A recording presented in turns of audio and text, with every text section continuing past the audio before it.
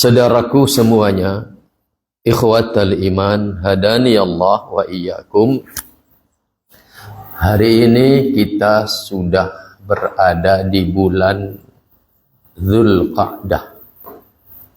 Setelah berlalu bulan suci Ramadan, kemudian berlalu bulan Syawal, sekarang kita memasuki bulan Dzulqa'dah.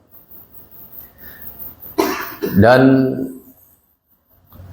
kita sudah berada di tanggal 8 bulan Dzulqa'dah. Maka kita perlu tahu, kita perlu mengenal ada apa di bulan Dzulqa'dah. Maka Allah Subhanahu wa ta'ala di dalam Al-Quran surat At-Taubah ayat 39, Allah berfirman, Inna iddatasy syuhuri 'indallahi 12 syahra. Sesungguhnya bilangan bulan di sisi Allah itu ada 12 bulan. Fi kitabillahi yauma khalaqas samawati wal ard. Itu adalah ketetapan semenjak Allah telah menciptakan langit dan bumi. Semenjak setelah Allah menciptakan langit dan bumi, Allah tetapkan bahwasanya peredaran bulan dalam satu tahun itu 12, dan Allah menetapkan minha, kata Allah, arba'atun hurum. Dari 12 bulan itu ada 4 bulan yang disebut sebagai arba'atun hurum, 4 bulan yang mulia. Dan kata Allah, dzalikad dinul qayyim, penetapan bahwasannya 4 bulan yang disebut arba'atun hurum sebagai bulan yang mulia, ini adalah ketetapan agama yang lurus. Dzalikad dinul qayyim, kata Allah. Maka selanjutnya kata Allah, fala tadlimu fihinna anfusakum, maka janganlah kalian menzalimi diri kalian di hari-hari itu, di bulan-bulan itu. Saudaraku ikhwatal iman, hadani Allah wa iyyakum. Apa saja 4 bulan mulia itu?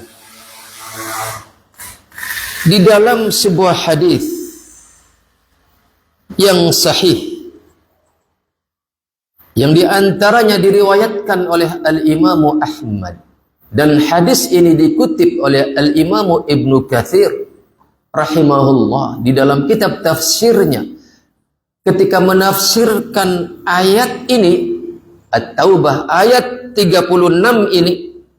At-Taubah ayat 36 ini, kata Al-Imam Ibnu Katsir, Al-Imamu Ahmad meriwayatkan satu hadis di mana Nabi bersabda, ala inna zamana qad istadara. Ketahuilah sesungguhnya zaman itu telah berputar. Kahayatihi, semenjak keadaannya yauma khalaqas samawati wal ard, setelah Allah menciptakan langit dan bumi. Dan kata Nabi, as-sanatu 12 syahra, 1 tahun itu adalah 12 bulan, minha arba'atun hurum, dari 12 bulan itu ada 4 bulan yang disebut sebagai bulan-bulan haram, bulan-bulan yang mulia. Kemudian Nabi menyebutkan satu persatu apa saja 4 bulan mulia itu. Yang pertama, Nabi menyebutkan Dzulqa'dah. Sekarang kita sudah berada di bulan Dzulqa'dah.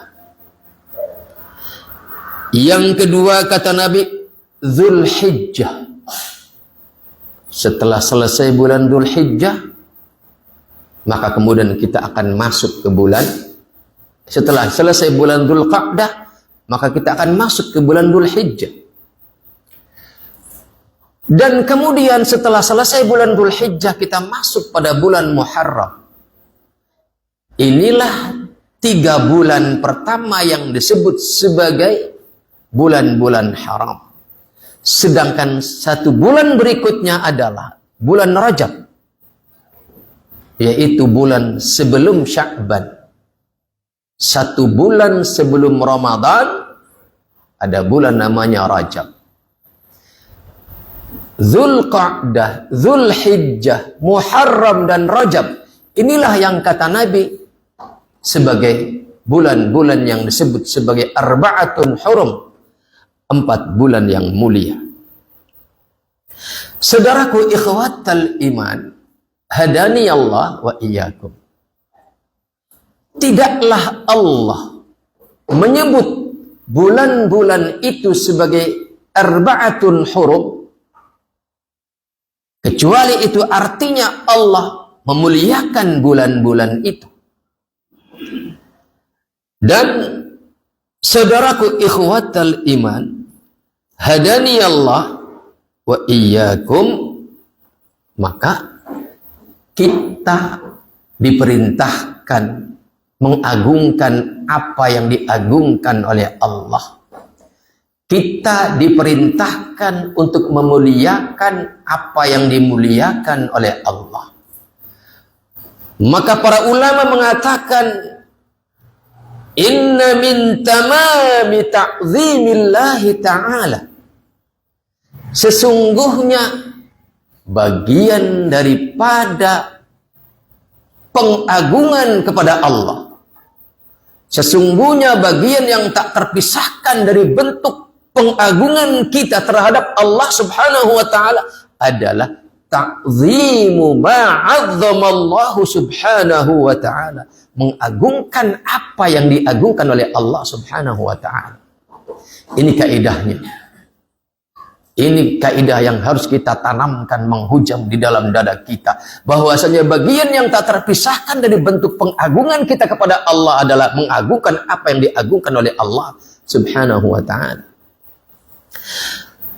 Dan kata Allah subhanahu wa ta'ala bahwa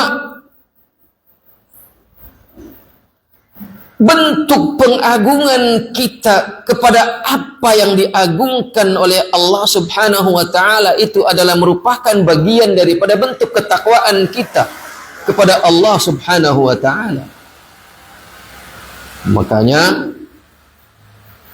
Allah subhanahu wa ta'ala berfirman bahwa dzalika wa man yu'azzim hurumatillahi, yang demikian itu dan barang siapa yang mengagungkan apa-apa yang dimuliakan oleh Allah, fahuwa khairun lahu 'inda rabbih, maka itu adalah kebaikan baginya di sisi Rabbnya. Dan di dalam ayat yang lain Allah subhanahu wa ta'ala berfirman, wa man yu'azzim sya'airallah fa innaha min taqwal qulub, dan barang siapa yang mengagungkan syairnya Allah, maka itu adalah bagian dari bentuk ketakwaan yang ada di dalam hatinya. Bertakwakah kita kepada Allah? Mengagungkankah kita kepada Allah?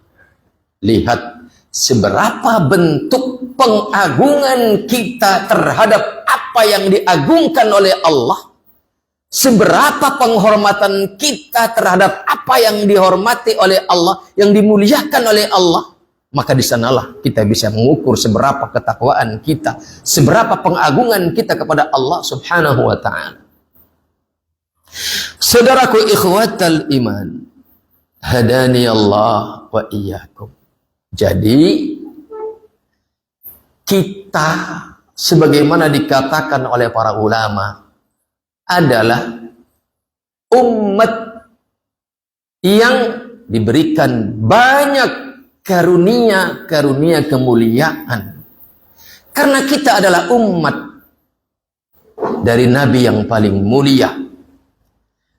Maka bagian daripada pemuliaan Allah kepada nabinya yang mulia, yaitu Nabi Muhammad sallallahu alaihi wasallam, maka umatnya pun diberi kemuliaan-kemuliaan yang tidak Allah berikan kemuliaan itu kepada kaum-kaum Nabi terdahulu. Di antaranya adalah waktu-waktu yang istimewa. Umur kita lebih pendek daripada umur umat-umat terdahulu. Dan tetapi sebagaimana dalam satu hadis yang diriwayatkan oleh Al-Imam Al-Bukhari rahimahullah, bahwasannya umat Nabi Muhammad dengan umat nabi-nabi sebelumnya itu ibarat pekerja. Maka umat Nabi Muhammad itu durasi umurnya dalam bekerja beribadah kepada Allah, durasinya ibarat dari asar sampai maghrib. Sedangkan umat-umat terdahulu adalah dari pagi sampai zuhur, sampai asar. Tetapi durasi yang sedikit bagi umat Nabi Muhammad ini, pahalanya melampaui pahala, atau upahnya melampaui upah umat-umat terdahulu di dalam rangka beribadah kepada Allah subhanahu wa ta'ala. Maka saudaraku ikhwatal iman, hadani Allah wa iyyakum. Sekarang kita memasuki bulan pertama dari 4 bulan haram atau bulan yang mulia, yaitu bulan Dzulqa'dah. Saudaraku ikhwatal iman, hadani Allah wa iyyakum. Hanya orang-orang mulia yang memantau kedatangan kemuliaan. Hanya orang-orang mulia yang mengisi waktu-waktu yang mulia dengan kemuliaan. Dan hanya orang-orang yang mulia yang merapat dan bergabung dengan kemuliaan. Karena kata Nabi, al-arwahu junudun mujannada. Hadis yang diriwayatkan oleh Al-Imam Muslim, bahwa jiwa manusia itu adalah junudun mujannada, bagaikan tentara yang berbaris dengan barisan-barisan yang sama dengan dirinya.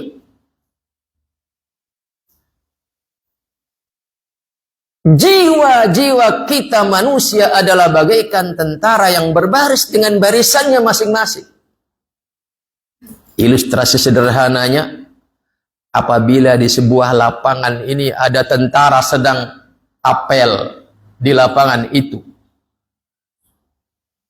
Satu blok adalah tentara angkatan darat, satu blok lagi tentara angkatan laut, satu blok lagi tentara angkatan udara.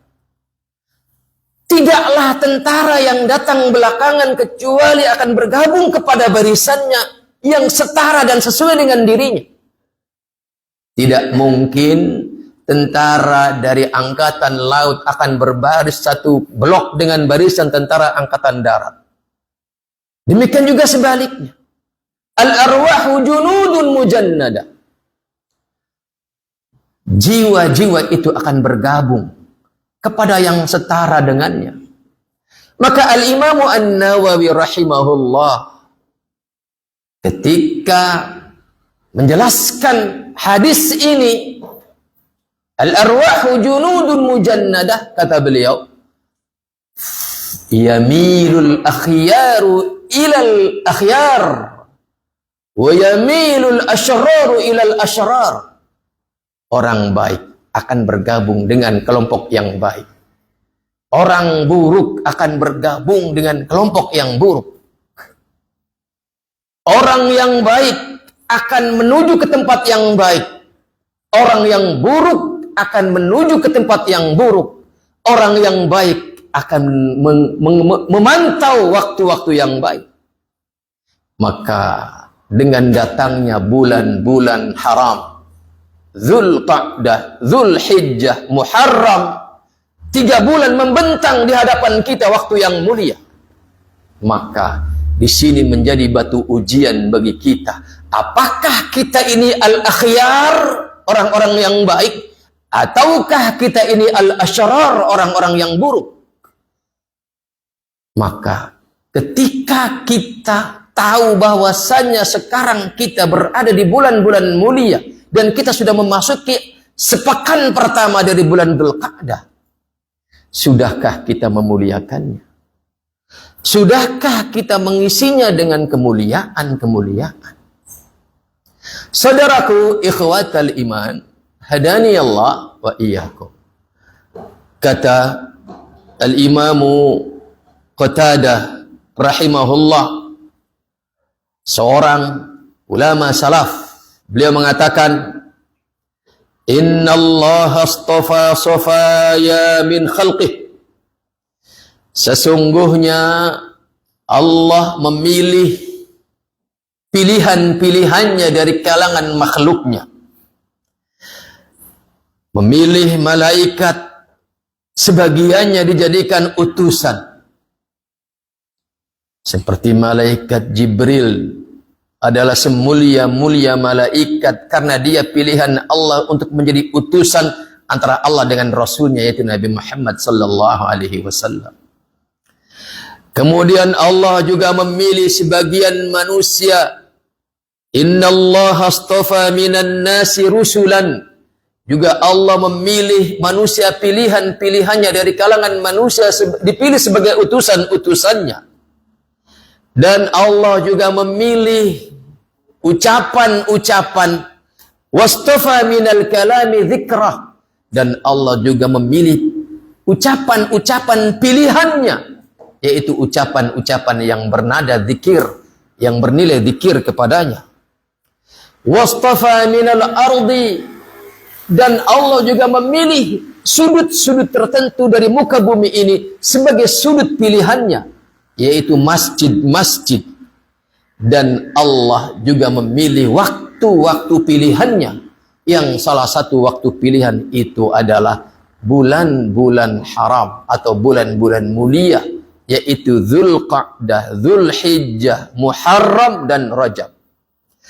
Saudaraku ikhwatal iman, hadani Allah wa iyyakum.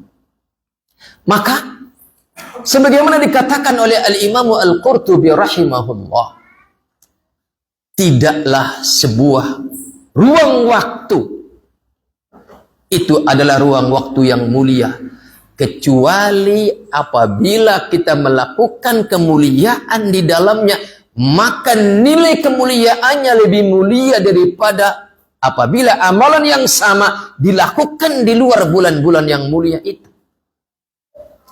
Makanya kata beliau, kaedahnya mengatakan, apabila sebuah kemuliaan itu ditandai dengan satu kemuliaan, maka nilai kemuliaan itu adalah satu.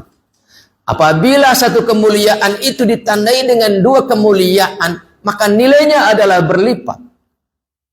Dan terus seperti itu kaidahnya. Maka ketika kita melakukan satu kemuliaan, apakah itu puasa, apakah itu sedekah, apakah itu baca Quran, apakah itu mengulang pelajaran, ataukah yang lain, itu adalah satu kemuliaan. Kalau kemudian dilakukan di bulan yang mulia, maka itu ada 2 kemuliaan. Mulia secara zat amalannya, dan mulia secara ruang waktu. Dan apabila itu dilakukan di tempat yang mulia, maka nilai kemuliaannya berlipat. Maka walaupun hari ini kita tidak di tanah haram, bukan di tanah haram Makkah atau Madinah, tetapi paling tidak hari ini kita berada di bulan haram, yaitu bulan Dzulqa'dah, dan nanti bulan Dzulhijjah, dan nanti bulan Muharram. Maka manfaatkanlah kemuliaan ini agar kita membuktikan diri di hadapan Allah Subhanahu wa taala bahwa kita adalah jiwa-jiwa yang mulia, bahwa kita adalah jiwa-jiwa yang baik, yang merapat kepada kebaikan, yang menuju kepada ruang waktu yang baik. Saudaraku, ikhwatal iman, hadani Allah wa iyyakum.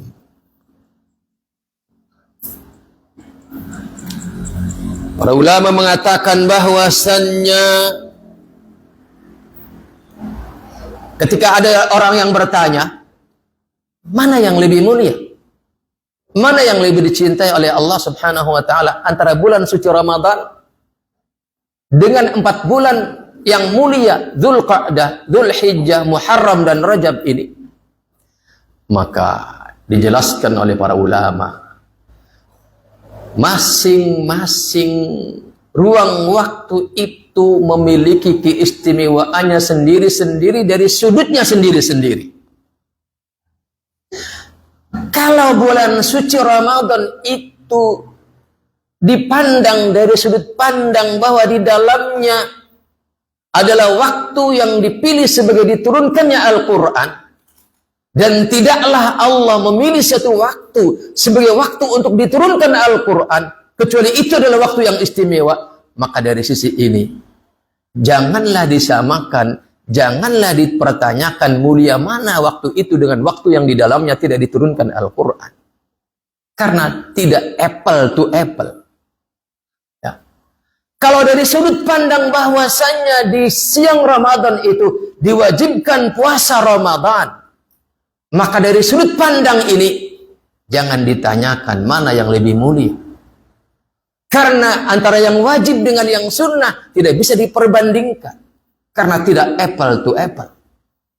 Kalau di dalamnya bahwasanya karena Ramadan itu ada satu malam yang disebut Lailatul Qadar, yang kata Allah khairun min alfi syahr, maka jangan ditanyakan dengan bulan-bulan yang lain yang di dalamnya tidak ada Lailatul Qadar.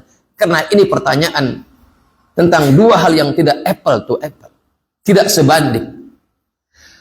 Tetapi kalau dari sudut pandang bahwasannya bulan-bulan yang di dalamnya ada satu amalan yang kata Nabi dalam hadis yang diriwayatkan oleh Al-Imam Al-Bukhari rahimahullah, ma min ayyamin al-amalu fihinna ahabbu ila Allah min hadhihi al-ayyam al-'ashr min Dzulhijjah, yang artinya tidaklah hari-hari yang apabila kita beramal saleh di dalamnya yang lebih dicintai oleh Allah ketimbang amalan yang apabila dilakukan di 10 hari pertama Dzulhijjah.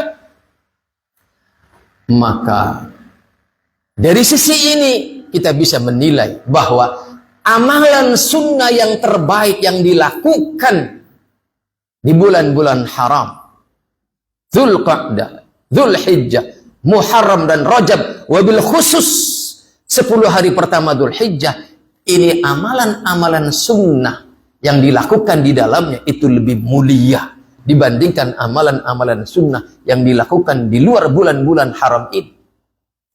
Maka ketika Nabi mengatakan dalam sabdanya yang mulia, ma min ayyamin al-amalu salihu fihinna ahabbu ila Allah min hadhihi al-ayyamil 'ashr.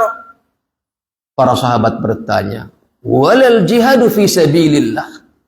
Tidakkah juga kalau dibandingkan dengan amalan yang bernama jihad fi sabilillah yang dilakukan di bulan lain, di hari-hari lain, bukan di bulan Muharram, bukan di bulan Dzulhijjah, bukan di 10 hari pertama Dzulhijjah. Maka Nabi mengatakan walal jihadu fi sabilillah. Tidak juga jika dibandingkan dengan amalan yang bernama jihad di jalan Allah. Kecuali kata Nabi, jika orang yang berangkat ke medan perang itu dia berangkat sendiri dengan modal sendiri, dengan perbekalan sendiri, bukan dari donatur, dan kemudian dia gugur di medan perang ikhlas karena Allah, itu baru setara. Maka saudaraku, ikhwatal iman, hadani Allah wa iyyakum. Al-Imam Ibnu Rajab Al-Hambali di dalam kitabnya Lataiful Ma'arif mengatakan, berangkat dari hadis tadi yang diriwayatkan oleh Al-Imam Al-Bukhari tadi, bahwa jika ada sebuah amalan, ya, ada amalan yang afdal atau ada amalan yang fadil dengan amalan yang mafdul. Amalan yang mafdul itu utama, tapi keutamaannya di bawah daripada amalan yang afdal. Ya. Saya ilustrasikan dengan dua tangan ini. Tangan kanan adalah contoh amalan yang afdal. Kemuliaannya sangat tinggi. Ada lagi amalan tangan kiri ini saya ibaratkan amalan yang utama, tetapi keutamaannya tidak lebih tinggi daripada amalan yang bernama tangan kanan ini. Maka kata Al-Imam Ibn Rajab Al-Hambali rahimahullah, dengan sebab kemuliaan waktu yang bernama bulan-bulan haram, yang salah satu bulan haram itu adalah bulan Dzulhijjah, maka amalan yang mafdul ini jika dilakukan di 10 hari pertama Dzulhijjah, sedangkan amalan yang afdal ini dilakukan di hari lain, di bulan lain, maka kata Al-Imam Ibn Rajab, keadaannya akan berbalik. Yang tadinya afdal lantaran dilakukan di hari lain, di bulan lain, dia akan tertinggal kemuliaannya oleh amalan yang mafdul yang dilakukan di 10 hari pertama Dzulhijjah. Dia kemuliaannya meroket melampaui kemuliaan yang lain yang dilakukan di bulan yang lain, di hari yang lain. Dan tidaklah bulan-bulan yang mengiringinya, yaitu bulan Dzulqa'dah dan bulan Muharram, adalah mengiringi bulan Dzulhijjah. Ya. Tidaklah ruang waktu itu mulia dan kemudian dia mengiringi waktu yang mulia, kecuali maka yang mengiringi itu juga ikut terangkat kemuliaannya. Itulah maka Nabi mengatakan, afdhalus siyami ba'da Ramadan, seutama-utama puasa setelah puasa Ramadan adalah puasa di bulannya Allah, yaitu bulan Muharram. Saking mulianya bulan Muharram sampai-sampai dijuluki oleh Rasul sebagai bulannya Allah, bulan milik Allah subhanahu wa ta'ala. Maka kembali saya mengatakan kaidah yang disampaikan oleh para ulama, tidaklah sesuatu mengiringi kemuliaan, kecuali kemuliaan itu akan merembet kepada yang mengiringinya itu. Itulah maka Nabi juga selalu berpuasa di bulan Sya'ban. Itulah juga kita disunnahkan berpuasa di bulan Syawal. Karena apa? Karena kemuliaan Ramadan yang kemudian diiringi oleh 2 bulan, 1 bulan sebelumnya dan 1 bulan sesudahnya. Maka 1 bulan sebelumnya, yaitu bulan Sya'ban, dan 1 bulan sesudahnya, yaitu bulan Syawal, ikut terangkat kemuliaannya. Dan bulan Dzulqa'dah adalah 1 bulan yang mengiringi bulan Dzulhijjah, dan bulan Muharram adalah 1 bulan yang mengiringi setelah selesainya bulan Dzulhijjah. Apalagi kemudian secara spesifik disebutkan bahwasannya bulan Dzulqa'dah, bulan Dzulhijjah, bulan Muharram ini adalah 3 dari 4 bulan yang disebut sebagai bulan-bulan yang mulia. Saudaraku ikhwatal iman, hadani Allah wa iyyakum. Sebagaimana kemuliaan yang dilakukan di tempat yang mulia, di waktu yang mulia, seperti sebagian saudara kita kaum muslimin yang nanti akan berada di tanah haram dalam rangka menunaikan ibadah haji, maka artinya dia akan melakukan amalan yang mulia di bulan yang mulia, di tempat yang mulia, maka berlipat-lipatlah kemuliaan itu sebagai karunia Allah atas sebagian hambanya. Dan kita yang tidak ada di tanah haram, tapi paling tidak kita memiliki dua kemuliaan, amalan yang mulia di waktu yang mulia, yaitu bulan-bulan haram, yaitu bulan Dzulqa'dah, Dzulhijjah dan Muharram, dan nanti bulan Rajab. Maka saudaraku ikhwatal iman, sebagaimana amalan yang mulia yang dilakukan di bulan mulia, di tempat yang mulia, itu pahalanya dilipat gandakan, maka demikian pula kemaksiatan yang dilakukan di dalamnya. Maka Allah Subhanahu wa ta'ala di dalam Al-Quran, surat At-Taubah yang kita baca tadi, yaitu surat At-Taubah ayat 36 tadi, di mana Allah menjelaskan bahwasanya bilangan bulan dalam satu tahun itu ada 12 bulan. Itu adalah ketetapan Allah setelah menciptakan langit dan bumi. Dan 4 bulan dari 12 bulan itu adalah disebut arba'atun hurum. Lihat apa kata Allah kemudian. Setelah mengatakan zalikad dinul qayyim, itu adalah ketetapan Allah sebagai agama yang lurus. Luruskah agama kita? Adalah ditandai dengan memuliakan 4 bulan haram ini. Dzulqa'dah, Dzulhijjah, Muharram dan Rajab. Dan kemudian kata Allah, "Fala tadhlimu fihinna anfusakum." Maka janganlah kalian menzalimi diri kalian di dalamnya. Di sini penekanannya adalah seolah Allah ingin mengatakan, jika engkau tidak bisa memaksimalkan ibadahmu, kebaikanmu di bulan-bulan haram ini, maka minimalnya jangan berbuat kemaksiatan. Fala tadhlimu fihinna anfusakum. Yang ditekankan adalah, maka janganlah kalian menzalimi diri kalian. Saudaraku ikhwatal iman, hadani Allah wa iyyakum. Zalim terhadap diri sendiri itu bentuknya bertingkat-tingkat. Yang pertama adalah mendolimi Allah. Itu artinya sesungguhnya kita sedang mendolimi diri sendiri. Secara nampak, secara penilaian, ketika orang mensekutukan Allah, beribadah kepada selain Allah, berdoa kepada selain Allah, berkurban karena selain Allah, nampaknya dia sedang mendolimi Allah. Tetapi itu tidaklah mendolimi Allah. Allah la yadurruhu syai'. Allah tidak termadaratkan oleh apapun.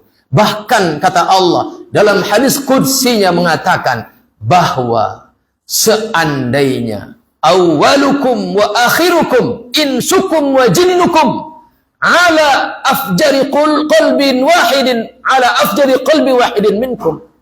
Seandainya seluruh manusia dari awal sampai akhir, seluruh jin dari awal sampai akhir, semuanya berada pada tingkat kelacuran yang paling lacur, sehingga mereka beramai-ramai meninggalkan Allah, beramai-ramai menghinakan Allah, itu tidak mengurangi kemuliaan Allah, itu tidak memadoriti Allah. Maka ketika kita wal'iyadzubillah menghinakan Allah, meninggalkan Allah, membangkang kepada Allah, nampaknya kita sedang mendolimi Allah. Tetapi itu sesungguhnya kita sedang mendolimi diri sendiri. Fala tadhlimu fihinna anfusakum. Maka janganlah kalian mendolimi diri kalian di bulan-bulan yang haram ini. Yang kedua adalah zalim kita kepada orang lain, lingkungan kita, yaitu merampas hak mereka atau merendahkan posisi mereka. Ini juga adalah kezaliman. Nampaknya kita mendolimi kawan kita, nampaknya kita mendolimi tetangga kita, tetapi hakikatnya ketika kita melakukan itu, kita sedang mendolimi diri sendiri. Maka fala tadhlimu fihinna anfusakum. Maka janganlah kalian melakukan kezaliman. Kalau di bulan-bulan yang lain saja kezaliman itu haram, kalau di bulan-bulan yang lain saja mensekutukan Allah itu adalah akbarul kabair, dosa yang paling besar. Kalau mendolimi orang lain saja di bulan yang lain itu haram, maka apalagi di bulan-bulan yang mulia ini.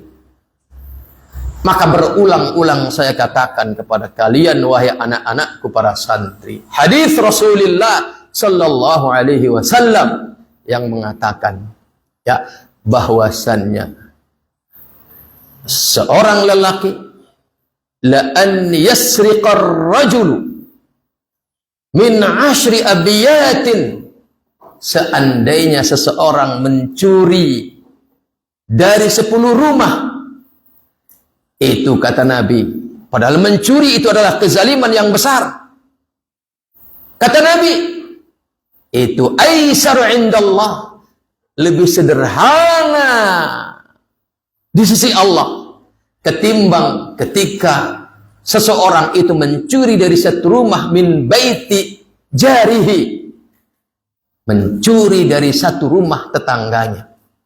Mencuri di 10 rumah yang bukan tetangga itu pasti dosanya besar. Tetapi kata Nabi, itu lebih ringan di mata Allah ketimbang kalau kita mencuri di satu rumah saja, tapi itu milik tetangga.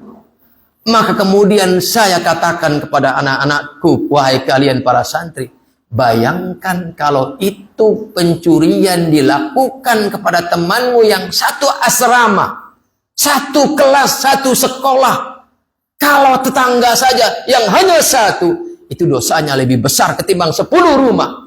Maka bayangkan kalau pencurian itu kamu lakukan kepada kawan satu kamar kamu, satu atap kamar asrama, satu atap kelas, satu atap sekolah, maka ini lebih mengerikan lagi dosanya di sisi Allah Subhanahu wa ta'ala.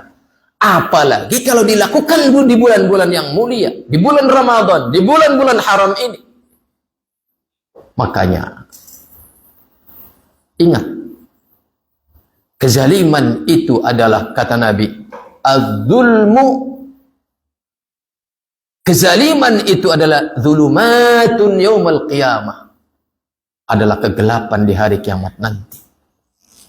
Saudaraku ikhwatal iman, apalagi kemudian kezaliman itu dalam bentuk saling serang secara fisik.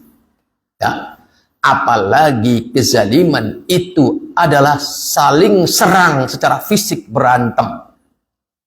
Tidaklah seseorang itu berantem saling serang fisik, kecuali ada kemungkinan dia bisa mematahkan tangan kawannya, mematahkan kaki kawannya, atau bahkan mematahkan lehernya sampai kepada kematian. Karena tidaklah orang sudah terpancing melakukan serangan secara fisik, kecuali itu artinya dia sudah dibawa kendali hawa nafsunya yang berkolaborasi dengan syaitan. Ini lebih mengerikan lagi. Maka saudaraku ikhwatal iman, hadani Allah wa iyyakum, dalam kita menilai siapa diri kita, maka ada banyak momentum yang Allah berikan kepada kita untuk menilai siapa diri kita. Apakah kita ini al-akhyar, orang-orang yang baik, ataukah kita ini al-asyrar, orang-orang yang buruk? Maka lihat kemana kita bergabung. Apakah bergabung dengan teman-teman yang baik, di waktu-waktu yang baik, di proyek-proyek yang baik, di amalan-amalan yang baik? Jika itu yang terjadi, maka kita optimis. Kita adalah bagian daripada al-akhyar, orang-orang yang baik. Tetapi kalau kita bergabung dengan orang yang buruk, apalagi di tempat yang buruk, apalagi di proyek yang buruk, pekerjaan yang buruk, berlipat-lipat keburukan, maka waspadalah, jangan-jangan itulah kita. Na'udzubillahi min dzalik. Saudaraku ikhwatal iman, hadani Allah wa iyyakum. Maka di sini dijelaskan bahwasannya az-zulmu fi hadhil ashhur a'zamu min ghairiha. Kezaliman yang dilakukan di bulan-bulan haram ini itu lebih besar keburukannya di sisi Allah Subhanahu wa taala dibandingkan jika keburukan itu dilakukan di bulan-bulan yang lain, di hari-hari yang lain, di bulan-bulan yang lain. Apalagi kemudian dilakukan sebuah amalan buruk dilakukan di tempat yang baik, ini pelecehan kepada tempat yang baik itu. Dilakukan di bulan yang baik, itu dilakukan di bulan yang baik, itu pelecehan kepada bulan yang baik itu. Dan itu artinya kita sedang melecehkan Allah Subhanahu wa taala. Karena di awal kita tadi sudah dikatakan bahwasanya min tamami ta'zimillah, di antara bentuk yang tak terpisahkan dari bentuk kita mengagungkan Allah adalah ta'zimu ma'azzamahullah, mengagungkan apa yang diagungkan oleh Allah Subhanahu wa taala. Saudaraku ikhwatal iman, hadani Allah wa iyyakum. Maka kenapa di dalam At-Taubah ayat 36 tadi penekanannya Allah setelah menjelaskan 4 bulan yang mulia ini, kemudian Allah mengatakan dalam firman-Nya wala tadlimu fihinna anfusakum. Penekanannya adalah jangan melakukan kezaliman, karena memang 4 bulan ini adalah bulan-bulan waktu-waktu untuk beribadah. Ya. Maka jangan kita nodai dengan kemaksiatan-kemaksiatan. Dan nilai kemuliaan ibadah di bulan-bulan ini, bulan Dzulqa'dah, bulan Dzulhijjah, bulan Muharram, dan nanti Rajab, bertambah kemuliaannya karena sebagian orang di bulan-bulan itu sedang mengalami fase telah merasa selesai menang dengan berlalunya Ramadan. Telah selesai menyelesaikan Ramadan plus 6 hari Syawal. Sehingga kemudian sebagian orang telah euforia dengan kemenangan Ramadan. Sehingga dikatakan oleh sebagian ulama, bulan Dzulqa'dah,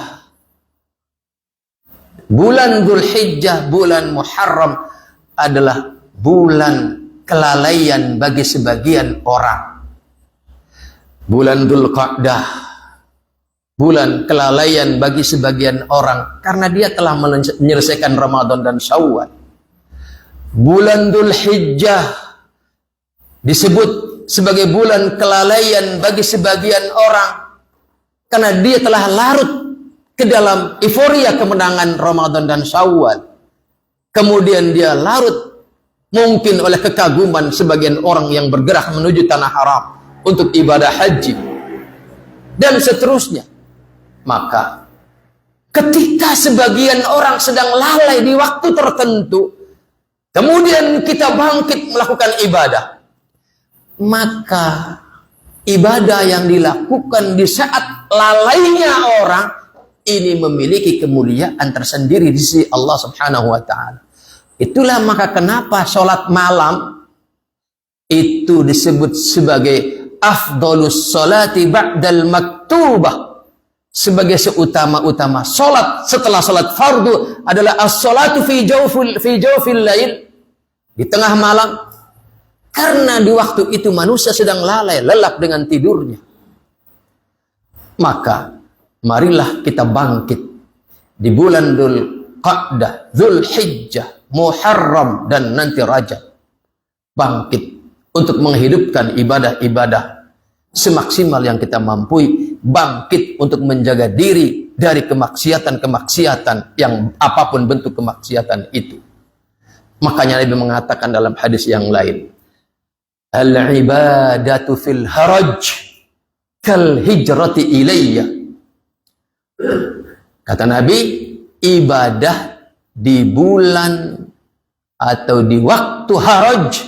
Waktu haraj itu waktu fitnah, di mana orang lalai kepada Allah, lalai dari ibadah kepada Allah. Itu namanya waktul haraj. Kata Nabi, al-ibadatu fil haraj kal hijrati ilayya. Itu pahalanya setara dengan hijrah kepadaku. Hijrah dikala Nabi dan seluruh sahabatnya diperintahkan untuk hijrah dari Makkah ke Madinah.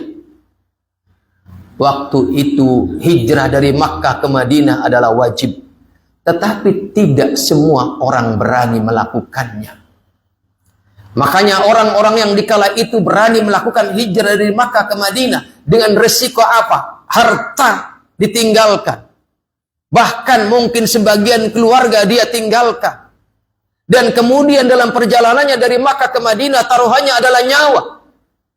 Karena orang-orang kafir Quraisy mengancam siapa yang hijrah keluar dari Makkah akan dilukai atau bahkan dibunuh. Maka kebanyakan sahabat, kecuali Umar, kebanyakan sahabat hijrah itu dengan cara diam-diam. Kecuali Umar radhiyallahu anhu, sebelum dia hijrah, dia keliling di sekeliling Ka'bah sambil berteriak-teriak, siapa yang istrinya ingin menjadi janda, siapa yang anaknya ingin jadi yatim, temui saya akan hijrah dari Makkah ke Madinah. Nabi sendiri tidak melakukannya. Kenapa? Karena Nabi adalah syariat. Amalannya adalah syariat. Bayangkan kalau Nabi cara hijrahnya seperti Umar.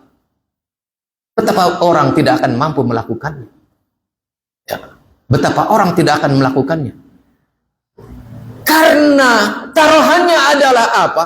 Harta ditinggalkan, sebagian keluarga ditinggalkan, bahkan taruhannya nyawa demi menyelamatkan agama. Maka pahalanya luar biasa. Dan kata Nabi, kita setelah selesai Fathu Makkah, setelah Makkah kembali dikuasai, la hijrata ba'da fathi Makkah, kata Nabi. Tidak ada lagi hijrah dari Makkah ke Madinah setelah Makkah dikuasai. Yang tertinggal adalah apa? Tinggal niat dan jihad. Dan hari ini kita tidak diwajibkan hijrah ke Madinah. Tetapi kemuliaan yang didapat oleh para sahabat pada kala itu bisa kita raih hari ini dengan cara apa? Kita beribadah di waktu-waktu. Bukan hanya di waktu-waktu semangatnya orang-orang lain beribadah, tetapi justru kita lanjutkan itu di saat orang lain lalai. Di saat orang lain lalai, lelap oleh tidurnya, lalai oleh euforia kemenangan bulan-bulan sebelumnya, kita kemudian tetap istiqamah di atas ibadah.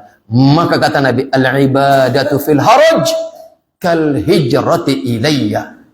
Ya, ibadah di waktu haraj, di waktu-waktu fitnah yang melalaikan orang dari beribadah kepada Allah, kemudian kita beribadah di dalamnya, maka pahalanya setara dengan pahala hijrah kepada Nabi Muhammad sallallahu alaihi wasallam di kala itu, yaitu dari Makkah ke Madinah.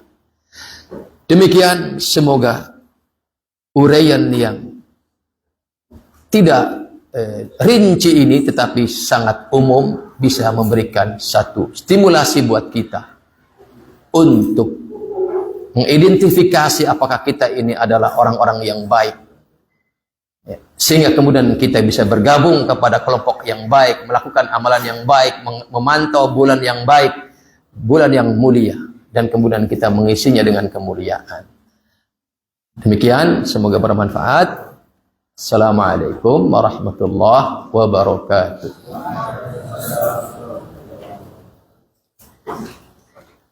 Ya.